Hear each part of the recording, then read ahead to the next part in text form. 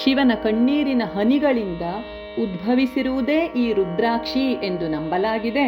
ಹಿಂದೂ ಧರ್ಮದಲ್ಲಿ ರುದ್ರಾಕ್ಷಿಗೆ ಅತ್ಯಂತ ಪವಿತ್ರವಾದ ಮತ್ತು ದೈವಿ ಸ್ಥಾನವಿದೆ. ರುದ್ರಾಕ್ಷಿ ಧಾರಣೆಯಿಂದ ಮನಸ್ಸಿಗೆ ಶಾಂತಿ ಸಿಗತ್ತಂತೆ, ರಕ್ತದೊತ್ತಡ ನಿಯಂತ್ರಣಕ್ಕೆ ಬರುತ್ತಂತೆ, ನಕಾರಾತ್ಮಕ ಶಕ್ತಿಗಳ ನಿವಾರಣೆ ಆಗುತ್ತಂತೆ, ಆಧ್ಯಾತ್ಮಿಕ ಸಾಧನೆಯಾಗುತ್ತಂತೆ, ಮತ್ತು ನೆಗೆಟಿವ್ ಎನರ್ಜಿಗಳು ನಮ್ಮಿಂದ ದೂರ ಹೋಗುತ್ತಂತೆ, ಇಂಡೆಕ್ಸ್ ಬಫರ್ ಕೂಡ ಉತ್ತಮ ಬೆಂಬಲವನ್ನು ನೀಡುತ್ತಂತೆ, ದೇಹ ಮತ್ತು ಮನಸ್ಸಿಗೂ ಕೂಡ ನೆಮ್ಮದಿ ನೀಡುತ್ತೆ ಅಂತ ನಮ್ಮ ಪೂರ್ವಜರು ತಿಳಿಸಿಕೊಟ್ಟಿದ್ದಾರೆ. ನಮ್ಮ ಪೂರ್ವಜರು ತುಂಬ ಬುದ್ಧಿವಂತರು ಕಣ್ರಿ. ಬಟ್ ನಾವೇನು ಮಾಡ್ತೀವಿ, so called new generation people, ಜೆನ್ಜಿನ ಆಲ್ಫಾನ ಅಲ್ವಾ, ನಮ್ಮ ಪೂರ್ವಜರು ಹೇಳಿರೋದು ಮೂಢನಂಬಿಕೆ, ಇದು ಸರಿ ಇಲ್ಲ ಅಂತೆಲ್ಲ ಅಲ್ಲಗಳೆಯೋದರ ಜೊತೆಗೆ ಅವರನ್ನು ಅಪಹಾಸ್ಯ ಮಾಡ್ತೀವಿ. ಇನ್ನು ರುದ್ರಾಕ್ಷಿಯ ಧಾರ್ಮಿಕ ಮಹತ್ವಗಳು ಅಂದರೆ, ರುದ್ರಾಕ್ಷಿಯನ್ನು ಧರಿಸುವವರ ಮೇಲೆ ಶಿವನ ಅನುಗ್ರಹ ಸದಾ ಇರುತ್ತಂತೆ.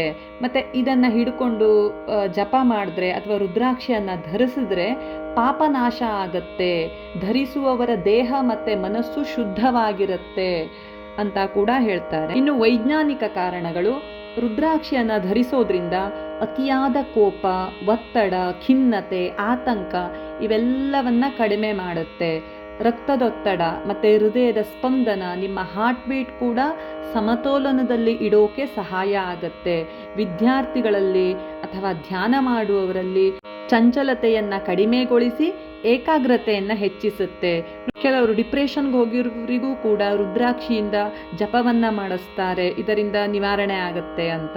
ಶಿವನಿಗೆ ಅತ್ಯಂತ ಅಚ್ಚುಮೆಚ್ಚಾದ ಮರದ ಒಣ ಬೀಜವಾಗಿರುವ ಈ ರುದ್ರಾಕ್ಷಿಯು ಒಂದು ಮುಖದಿಂದ 14 ಮುಖದ ವಿವಿಧ ವಿಧಗಳಿದ್ದು ತನ್ನದೇ ಆದಂತಹ ವೈಶಿಷ್ಟ್ಯತೆಯನ್ನು ಹೊಂದಿದೆ.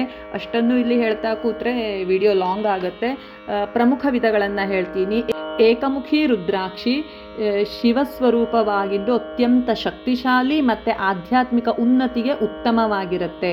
ಇನ್ನು ಪಂಚಮುಖಿ ರುದ್ರಾಕ್ಷಿ ಎಲ್ಲರೂ ಧರಿಸಬಹುದಾಗಿರುವಂಥದ್ದು, ಆರೋಗ್ಯ ಮತ್ತು ಶಾಂತಿಯನ್ನು ನೀಡುತ್ತೆ. ದ್ವಿಮುಖಿ ರುದ್ರಾಕ್ಷಿ ಕುಟುಂಬದ ಸಾಮರಸ್ಯ ಮತ್ತು ಮನಸ್ಸಿನ ಏಕತೆಗೆ ಸಹಾಯಕಾರಿಯಾಗತ್ತೆ.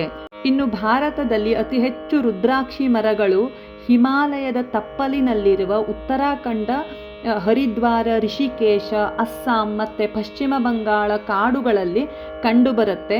ಆದರೂ ಅತ್ಯಂತ ಶ್ರೇಷ್ಠ ಹಾಗೂ ದುರ್ಲಭ ಗುಣಮಟ್ಟದ ರುದ್ರಾಕ್ಷಿ ನೇಪಾಳ ಮತ್ತು ಇಂಡೋನೇಷ್ಯಾದಲ್ಲಿ, ಜಾವಾ ಅಲ್ಲಿ ಸಿಗತ್ತೆ.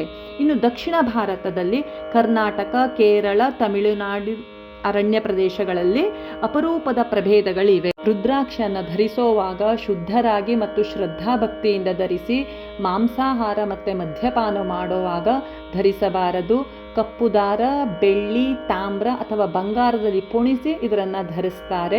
ರುದ್ರಾಕ್ಷಿಯನ್ನು ಧರಿಸುವುದು ನಮಗೆ ದೈಹಿಕ, ಮಾನಸಿಕ ಮತ್ತು ಆಧ್ಯಾತ್ಮಿಕ ಪ್ರಯೋಜನವನ್ನು ಒದಗಿಸುತ್ತೆ. ಆದರೆ ರುದ್ರಾಕ್ಷಿಯನ್ನು ನೀವು ಮನಬಂದಂತೆ ಧರಿಸಬಾರ್ದು. ಅದನ್ನು ಧರಿಸೋಕೆ ಅದರದ್ದೇ ಆದಂಥ ನಿಯಮಾವಳಿಗಳಿವೆ. ಆ ನಿಯಮಾನುಸಾರ ಪದ್ಧತಿಯ ಮೂಲಕ ನೀವು ರುದ್ರಾಕ್ಷಿಯನ್ನು ಧರಿಸಿ. ಹಾಗಾದಾಗ ನೀವು ರುದ್ರಾಕ್ಷಿ ಧಾರಣೆಯಿಂದ ಪ್ರಯೋಜನವನ್ನು ಪಡ್ಕೊಬಹುದು. ಸೊ ನಿಮಗೆ ಗೊತ್ತಿರುವಂತಹ ಒಳ್ಳೆಯ ಪಂಡಿತರನ್ನು, ಪುರೋಹಿತರನ್ನು ಕೇಳಿ ನೀವು ರುದ್ರಾಕ್ಷಿಯನ್ನು ಧರಿಸಿ ಅಂತ ಹೇಳೋಕೆ ಇಷ್ಟಪಡ್ತೀನಿ. ಇದಕ್ಕೆ ನೀವೇನಂತೀರಾ?